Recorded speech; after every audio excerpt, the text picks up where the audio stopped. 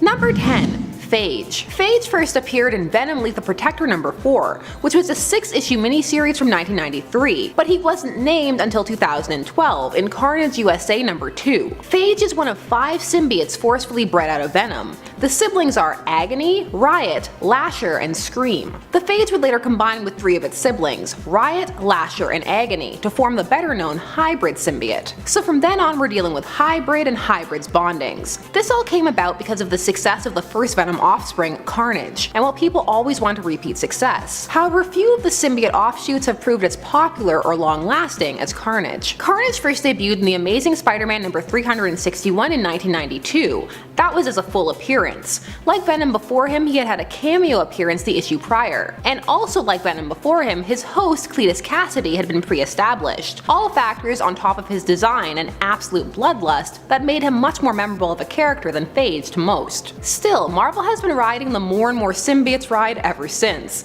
And just look at what they've got Kate's doing with absolute carnage. Number 9. Ruin Venom. Runes, depends how you want to say it. This symbiote comes to us from Ruin vs. Venom number 1 in 1995, and has direct connection to Planet of the Symbiotes, which was a 5-issue event from 1995, and actually had to do with the fallout over the creation of the 5 forcefully bred symbiotes we just talked about. Also, the planet in question is Earth, don't get excited. Ruins is a murder mystery, which I'm about to ruin, so heads up. Ruin Venom involves a symbiote that survived the seeming death of all invading symbiotes from the planet arc, and bonds to Ruin. So, who is Ruin? Well, Ruin was an extreme vampire-like creature created in the 90s who debuted in Sludge number 1. He begins framing Venom for murders around town by writing Venom in huge letters next to the victim. Copying Carnage much? Of course the media falls for it. However, Ruin Venom runs into some problems, not only when real Venom comes to investigate, but also when Ruin begins to suspect some of his actions are being influenced.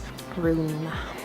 Number 8. Kroba. Kroba first debuted in Venom Seed of Darkness number 1 in 1997. Are you picking up on just how much Venom stuff was going on in the 90s? There was no escape. If you didn't like Venom, Godspeed. Side note, Kroba's heading on the cover is The Living Darkness, and inside the book, he's called The Abyss That Walked. Pretty neat. So this is supposed to be a story that occurs before the current timeline, well, the then current timeline. Marvel will do this sometimes when they have a tale that really won't slot anywhere but isn't strong enough for a what if, or they're going through a period where they're not publishing what ifs. It's a pretty simple story. Kroba bonds with a scientist, Dr. Don Levy. It tells him that it will help maintain knowledge, you know, the usual, but it tricks him. It's up to Eddie Brock to defeat him. I'm kidding, Eddie isn't Venom. In this story, he's still a not as good as Peter Parker photographer, so he observes and ponders on the nature of man and monster. This one is less hard to understand and more easy to miss. And at 7, Jazz. If you thought Thunderer was a character who had a silly power, get ready to wrap your mind around Jazz. No, not the music, but the character. Jazz, whose real name is John Xander, is a blue-skinned mutant who wanted to be a rapper, but was not good at it. He became a drug runner instead, selling toad juice, which was a drug made from the secretions of another mutant. Gross. After M-Day, he was one of the few who retained his powers, and later, while trying to buy drugs, he was killed by Johnny D via a miniature voodoo doll. Needless to say, dude has a bit of a mockable storyline. So why is he confusing? Because he is a low-level mutant who doesn't actually have an ability. His mutation is that his skin is blue. That's it. I mean, maybe he could rap you to death with his mediocrity, but technically that is not a superpower. That's just a depressing character trait. Number 6. Mania. Mania first debuted in Venom number 1 in 2003. This symbiote is a clone of Venom, which given Marvel's history with dragging out perfectly good clone sagas until the entire creative staff behind them is permanently traumatized, I'm amazed a direct clone like this hadn't happened sooner. Also, it was only named Mania in 2011 when Venom relaunched. So this clone was created using a piece of Venom's tongue, which is hardly surprising. That tongue is everywhere. From the start, the symbiote was sadistic, refusing to bond with awkward hosts, instead torturing and killing them, sometimes by pulling up the worst fears from their memories and then acting on those. The thing with Mania is that it's hard to track, because a bunch of things that happen, such as it being reabsorbed into Eddie's symbiote, transformed into Eddie's symbiote are no longer considered canon. Now Mania is just kind of around and brought out when necessary, but since Kate's and the ridiculous amount of symbiotes he's been creating, we'll see how some of these other symbiotes fare. Number 5. Identity Crisis. Identity Crisis is one of those stories that was really well received when it was released, but people now look back on it with a bit of a jaded eye. Identity Crisis was released from June to December of 2004 and was written by famed thriller novelist Brad Meltzer, who wanted to create a thriller in the superhero format. The ramifications it had on characters and some of the mischaracterizations are still discussed to this day. But paradoxically, it was very solidly written. It just really needs to be taken on its own in a bubble, which thanks to 2 universe-wide shifts since, one can now do. So the villainess of this tale was Jean Loring, the former wife of the Atom, Ray Palmer, who set about terrorizing the loved ones of heroes so that she and the Atom would get back together because he'd be concerned about her safety. The only thing is, right out the gate, she accidentally killed the elongated man's wife, and then it was just a case of escalation. Let me kill my friend so that my ex will get back with me, or I could call him. This is why she ended up in Arkham, which was also a terrible idea. She knew identities, but Ray put her there anyway. Maybe they truly were meant to be. Number 4. Magic Venom. Getting real recent now. Magic Venom debuted in Venom Volume 4 number 13 in 2019, and has ties to the War of the Realms event. The one that people on the outside like to make fun of because the lead villain is Malekith, the dark elf from Thor 2 The Dark World. Well, he was from elsewhere first, but that's where many know him from now. And there's been this odd campaign to make Thor 2 relevant again. It's been very interesting. War of the Realms actually starts with him already having conquered all the other realms, so you're stuck in the lamest one. This one, Midgard, Earth. Again, I live here. Give me Alfheim or Valheim, somewhere else. Anyways, everyone has to band together and stop him. In this arc, Eddie and Venom are separated, so he is given a dream stone by a dark elf who is hoping to recruit him. The dream stone acts as an artificial symbiote, but is a mindless one, and Eddie ultimately uses pieces of the suit to save civilians. And at 3, Extrano. Extrano is a character who didn't receive the best of treatment in his early years. A DC character, Extrano first appeared in Millennium issue 2 in 1988 and is a superhero magician, although many might remember him for what he's generally mocked for. A magical gay character who was attacked by an AIDS vampire called Hemogoblin that then made him HIV positive. You can't make this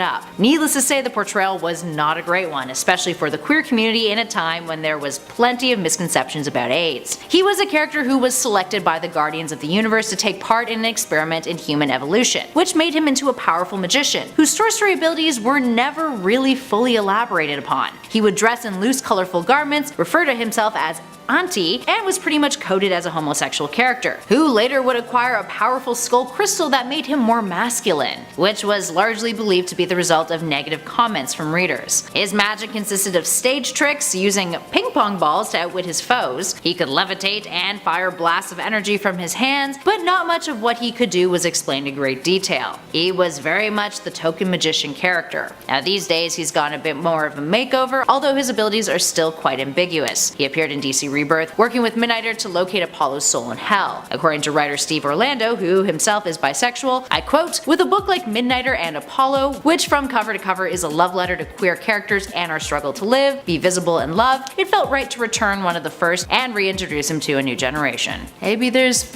hope for Extrano after all." Number 2. The Beyonder. For this version, we have to go to yet another one of Marvel's humor issues. These issues have brought us such gems as What If Black Panther Was White? Now I give you The Beyonder. Just let the pun wash over you. Live in it. Be the pun. This comes to us from the What the ? A self-parodying comic series for silly jokes. Its tagline was, "The Marvel Mag of Mirth and Mayhem." The Beyonder is this universe's version of the Beyonder, who gives Spider-Ham a version of the black uniform. But it's not a symbiote. I just want to tell you about the Beyonder.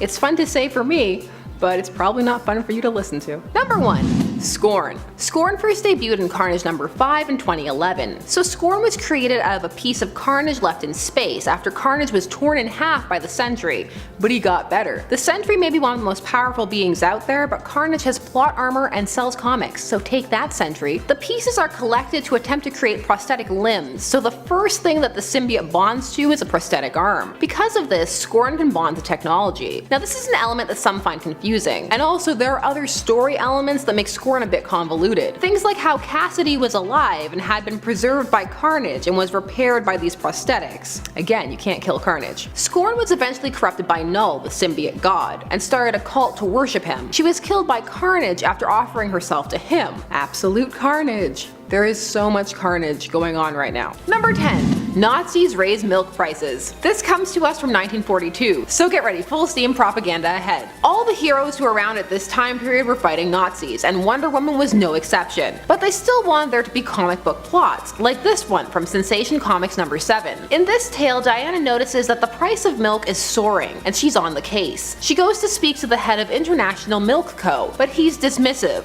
Long story short, they're secret Nazis, and they're raising the price of milk to make it inaccessible for American youth, so that they will have weak, brittle bones and not be able to fight. Playing the long game. They also try to drown her in milk, but she changes in the milk, escapes, and ultimately ensures the safety of good affordable milk prices. That's the kind of out-of-the-box thinking you could expect from the Golden Age villains. Kept you on your toes. Number 9. Ra's al Ghul pretends to be Talia to get Bruce Wayne's body. This is going to take us over to Batman Beyond, and is largely on here because I want to talk about this show and this fantastic episode. This plot comes to us from the episode Out of the Past, and deals with Bruce's sadness about aging and how he feels the best years of his life and his great loves are behind him. When lo and behold, Talia appears, offering him the chance to rejuvenate in the Lazarus Pit, thusly leaving Gotham to Terry and come and finally live their life together. Also, this is all pre-Damian, so she hasn't raped him in this continuity. That's how Damian was conceived. Fast facts. Bruce starts to take her up on it, but as you can imagine, it's too good to be true. And after sharing a kiss, and maybe more, it's revealed that Talia isn't Talia at all. It's Ra's, who has overwritten Talia, taking control of her body. This is all part of a long quest because he wants Bruce's body to rejuvenate it, transfer his consciousness into it, and pretend to be his long-lost heir, continuing his plans with Bruce Wayne's resources. Here's the thing, he didn't have to do this with Bruce. He could have picked any old rich Joe Schmo with no legitimate heirs and tempted them with youth. This was just creepy, and leads me to wonder about his true feelings for Bruce. Great episode, good series, watch it, that is all. And look, I didn't go off on my usual dceu tangent, which this series is a part of. Number 8, we have to take a look at a movie now. We've got Captain America, the really cheesy one from 1990. The movie that gave us a Steve Rogers who steals vans by pretending to be carsick. In this film, the Red Skull is really against the president's pro-environmental campaign, and decides that really there's only one thing to do, and that's kidnap and brainwash him. This is instead of assassinating him, which was an option, but the kidnap brainwash plan is just so much more fun. The Red Skull needs a challenge. There's also nukes involved, but this brainwashing plot was the crux of it. This plan is weak, and if the Red Skull were real, I'm sure he'd sue for slander, cause he'd never come up with such a played out plan. At least not in the 90s. Maybe in the days of the great milk price hike though. It was a joke, I know they're from different companies. Lower your pitchforks. Number 7. ZZZXX. Yes, I said Z.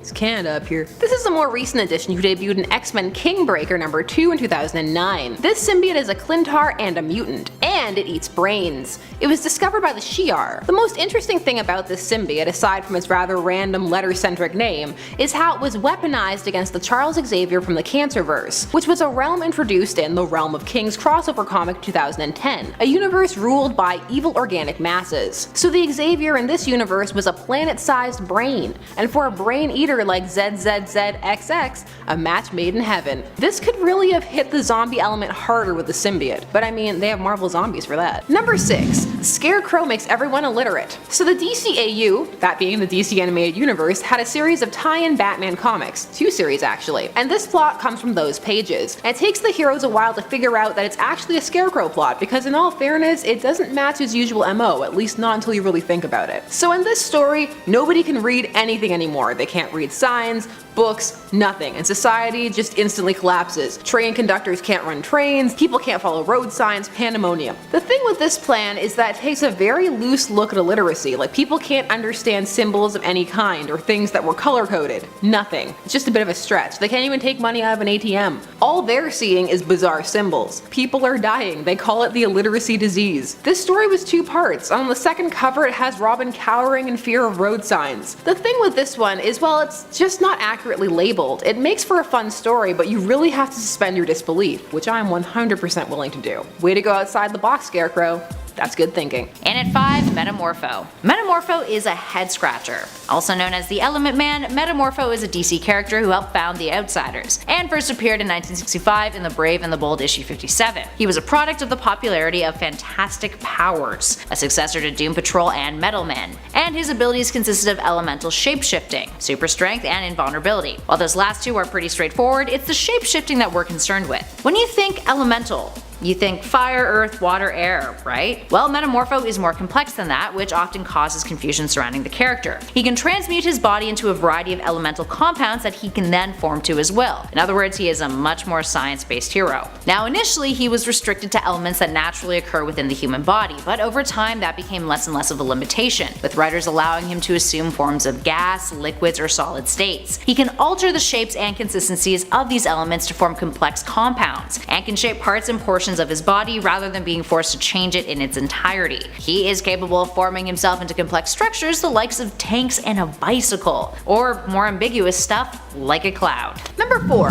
Lex makes a robotic Lois Lane. So Lex is obsessed with Clark on many levels, some that he probably doesn't want to admit to himself, and he's always scheming something. Remember when Connor Kent, aka Connell, was Lex and Clark's son before they retconned that? Well, I will always remember. The New 52? What's that? So in Action Comics number 890, we learned that Lex's assistant had made a Lois Lane robot, and while Lex was like, okay thanks, I'll keep it. And he did, and he slept with her. It's just weird. This is just bizarre villainous behavior. It happened while plotting really, but you need to know. I mean, he's creating clones of him and Clark's DNA. He's sleeping with a Lois Lane bot. There are things that need to be discussed here that probably never will be. All I'm gonna say is, Klex. Number 3. SpiderMan India. So SpiderMan India was a miniseries that lasted 4 issues in between 2004 and 5, and blended elements of Spider-Man mythos with more mythological elements. The concept was conceived by an Indian director who had met with Stan Lee to discuss creating an Indian superhero. Symbiotes in this universe are demons, fanged, tusked demons who once ruled but were captured in an amulet. When the amulet was found, it turned the host into the Green Goblin.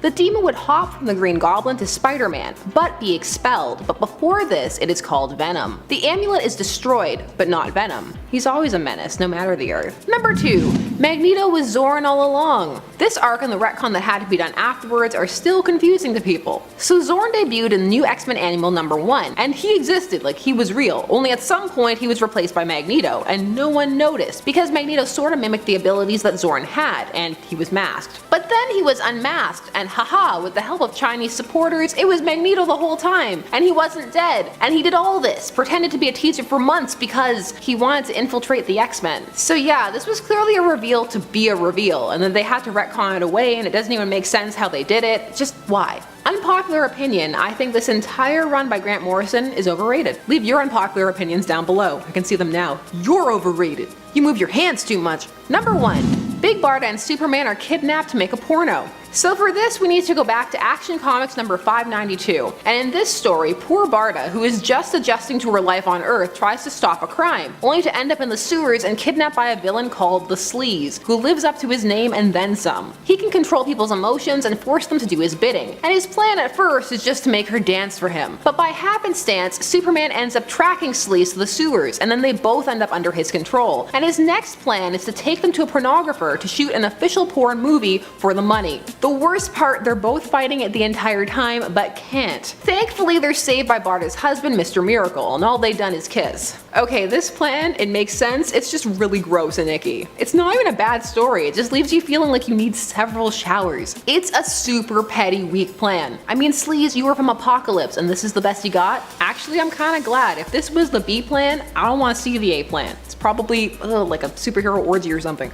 In at number 10, Danielle Moonstar. Danielle Moonstar is a confusing character, period. She's an individual who has been through multiple iterations of aliases, to the point where it's almost comical. Danielle Danny Moonstar first appeared in the New Mutants in 1982, and is a Cheyenne superhero who is generally associated with the X-Men. She was initially codenamed Psyche and later became Mirage, and her abilities history is a long one. Let's start with her mutant powers. She was a former empath who lost her abilities to communicate with animals and create three-dimensional images of visual concept within her mind and the minds of others. Like I said, she lost that. Generally, she could manifest people's fears or desires as as realistic illusions. She lost those powers on M-Day and then regained them after being infected with the transmute virus, but then was also cured of it by Dark Beast. See what I mean? It's already confusing. She briefly could make telepathic images manifest as psionic energy, allowing them to become tangible entities of solid psionic force, but that was limited. She would carry around a dream spear with her to destroy them when she was done with them. Unfortunately though, these powers would give her blinding headaches. Then, she became a Valkyrie, and was endowed with the Valkyrie power to perceive death. She would lose those powers though when Asgard fell, but then made a deal with Hela to get them back. And, in the past, she was capable of manipulating quantum energy. Moving on to number 9, Black Hood. When you hear the name Black Hood, a couple of different things may pop into your mind. For starters, it's a name that likely elicits a pulp character, mysterious and criminal perhaps in nature, a vigilante maybe. Now for those of you immersed in pop culture sensations, you might think of the CW TV series Riverdale and its mildly absurd Black Hood serial killer storyline. If you don't watch Riverdale, yes, that's a thing. Well, the Black Hood comic character actually has relations to that latter association, since he was a creation of Archie Comics. First appearing in Top Notch Comics issue 9 in 1940, he became rather popular, getting his own title called Black Hood Comics in 1943, which was a pulp magazine that ran for 11 issues before it was retitled and shifted its focus to being an all-humor title. During his time under Archie Comics, he was merely a great fighter and detective, but after the character was revived by DC's Impact Comics imprint in 1991, he gained a different set of powers, magically increased physical abilities and awareness. So what does that even mean? Well, we'll get to that in a sec, because here's where it gets even more befuddling. Impact had 3 Black Hoods. The first was a bitter vigilante who was killed off in their first issue of Black Hood. The second was a high school student who took over the hood but then abandoned it. And then the third was a former mobster who killed the first Black Hood. Whenever somebody wore the hood, they would get heightened awareness and increased strength, speed, and agility. The real kicker though? The hood was believed to be cursed, with each individual who wore it eventually succumbing to death, and the hood finding its way into the hands of a new individual who had the potential to take up the helm. Moving on to 8, the Thunderer. The Thunderer is a character who was published by Timely Comics in the Golden Age, the predecessor of Marvel. He's a dude whose superpower was high impact voice amplification. In other words, dude shouted real loud. So let's backtrack here for a sec. Thunderer first appeared in 1941 in Daring Mystery Comics issue 7, and was a fellow named Jerry Carstairs, a radio operator frustrated that the US wasn't dealing with crime or Nazi saboteurs, so he took the law into his own hands. After learning of a Nazi infiltration operation that was abusing the radio station he worked at, he adopted the Thunderer persona, a costume with a built-in microphone, and took them down. He is capable of deafening people or leveling buildings with his sonic scream. Sure, you could call him a predecessor to Black Bolt's perhaps, on a creative level, but let's be real here. How exactly he was able to create a built-in microphone to do that in the 40s and level buildings is beyond me. Needless to say, he fell into obscurity, with one of his only claims to fame now being that he appeared in an animated Spider-Man series in an episode called 6 Forgotten Warriors. At least his costume looked kinda cool though, you gotta give him that. Number 7, last movie for now I promise. Then we're on to the full comic book zaniness, but we have to talk about Catwoman, the Halle Berry one. People often get caught up in the Halle Berry as Catwoman, or the terrible CG, or the costume trying so hard to be sexy it does a 180 and just becomes sad. But what is often skipped over is the plot. So this film involves an evil cosmetics company whose product will eventually destroy the faces of the women who use it, while also hardening them into stone. This is actually a classic storyline, we've been here before. However, when you make it the focal point of a 2004 movie, people start to poke holes in it. Lauren Hadari, played by Sharon Stone, is the wife of the CEO of the beauty company, and she just becomes obsessed. She kills patients. Halle Berry is not playing Selena Kyle in this movie. She kills her own husband and goes to great lengths to keep this a secret. They need to release this product and keep it going. However, here's the thing. This is an untenable plan. People are going to use this product and then the word will get out. Are you going to kill every single person who uses it? No. So essentially the fight is Catwoman trying to stop people from having to file a civil suit. A class action lawsuit actually. This movie is actually really fun if you accept it on its own terms. It's not good, but that doesn't mean you can't have a good time. And at 6, Kylan. There are plenty of animal-themed superheroes out there in the world of comics. Generally, their powers derive from their animal persona, as if they were some sort of anthropomorphic creature who had the abilities of said creature. We're not talking furries here, friends. Don't you dare make that joke in the comments. For example, take a look at Beast. Even Wolverine has similarities to his alias's namesake. But then, there is Kylan, who is slightly misleading. Sure, he looks like a cat creature of sorts, feline in nature, but that has no relation to his abilities. He's got claws and fangs which he can use in battle, but his true power is something unrelated. He can mimic sounds. Literally any sound that he hears, Kylan, aka Colin McKay, can replicate it thanks to his superpowered vocal cords. You weren't expecting that, were you? Number 5. Endo Sim armor. This first debuted in the Superior Iron Man #1 in 2014. So in 2014, Marvel had an event called Axis, which many do not remember too fondly. Cliff notes: Avengers and X-Men versus the Red Skull controlling Xavier and Onslaught. After all of this, Tony's personality was flipped, so now he was Dark Tony. And so he created the Armor Mark 50, a smart liquid metal mesh incorporating symbiote elements. What could go wrong? Also, I can't hear liquid metal without thinking about Terminator 2. It's actually kinda sad. This was a mindless artificial symbiote that was entirely controlled via artificial intelligence, and then cast aside when Tony's personality flipped back. Superior Iron Man was an interesting time. 100% it just existed because of how well Superior Spider-Man had done, but you know, that one had stakes. Shots fired, I'm sorry. I actually have a soft spot for the aesthetic of this armor. Moving on to number 4, Super Teen. On one of our previous lists, we mentioned Pureheart, the superhero version of Archie's comics namesake, Archie Andrews. He is a superhero who is pure of heart, if his name didn't give that away. And what exactly he is capable of is questionable at best. As long as he remains pure of heart, he has superpowers. You guys should probably go watch part 3 of this list if you're curious. Now for those of you who already have, at this number we have one of his companions, the superhero version of Betty Cooper, who comes to be when Betty twists her magical ponytail. Actually, her powers are supposed to be similar to Pureheart's, which, yes, just makes her more confusing. She has been described as a hero who can, I quote, do just about anything with her snappy looking costume and jet belt. So we know she can fly, we know she has super strength, we know that she is super durable, and we know her powers come to be when she witnesses someone's life in danger. For example, Archie about to get hit by a truck, Archie about to fall off a ledge, Archie about to hurt himself in pretty much any way possible, because apparently he is super klutzy. Or at least he is when Super Teen's around. But aside from that, she just tends to be a bit vague in her portrayals, hence her inclusion on this list. And just baffling conceptually in general. It's like Archie Comics is like, let's make our characters into superheroes. That's a great idea, and it just didn't really work out. Number 3. Doctor Doom vs. Office Supplies. This comic is from 2006, and its full title is Spider-Man and the Fantastic Four in Brain Drain, Teachers Count / Office Max Custom Comic #1. This comic features Doctor Doom trying to drain the intelligence out of the children of the world. But really what this story is about is being sponsored by Office Max and featuring some actual teachers. This is a PSA comic, so a public service announcement. Its message is that teachers need to be paid more. How it delivers that message, well, basically it's trying to talk about how they have to contend with real world issues like having to buy their own office supplies, but then goes, thankfully there's Office Max, so they're super affordable, hint hint. And also they take on ignorance, such as Dr. Doom's brain drain machine. This comic does have some stellar moments though, such as the teachers throwing office supplies at Doom, and also Reed being impressed by the Office Max supply store. He's actually like, wow, look at all these supplies, rubber bands and a ball. Reed is impressed by many things, but a ball of rubber bands? Okay, sure Jan. Up next at 2, Doorman. Doorman, aka Damar Davis, is a Marvel character who first appeared in West Coast Avengers Volume 2, Issue 46 in 1989, and was a member of the Great Lakes Avengers. He responded to Mr. Immortal's ad for Heroes for the Great Lakes team, who, on paper, can generate portals, and can fly via skis, which yes is weird. He is intangible and can also bring souls to the afterlife. It's a confusing set of skills, right? But here's where it gets more perplexing. His portal ability has a restriction. He can teleport people through walls, with his body serving as that portal, hence the name Doorman. Concerning the skis, he can summon them at will, although that doesn't make them any less confusing. If anything, his most useful talent is delivering souls to oblivion, but even then, he can only do it if that person is deceased, and he becomes only visible to that soul. It's like his creators didn't really think the portal ability was enough, so they decided to use the more mythical version of the Doorman, or Gatekeeper, and make him all about death, which, for the record, was a power of his added after the fact. And finally, in at number 1, Rainbow Girl.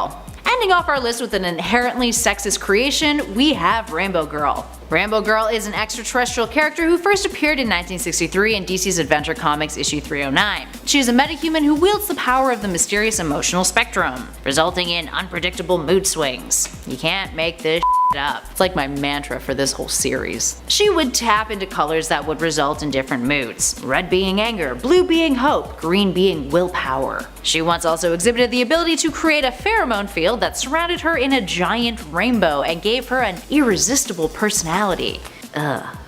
But here's where it gets utterly fascinating. Even DC doesn't know what the hell she can do. According to Jeff Johns, during the Blackest Night event, he noted that Rainbow Girl doesn't fully understand her powers and uses them more for fun. Just kill me now.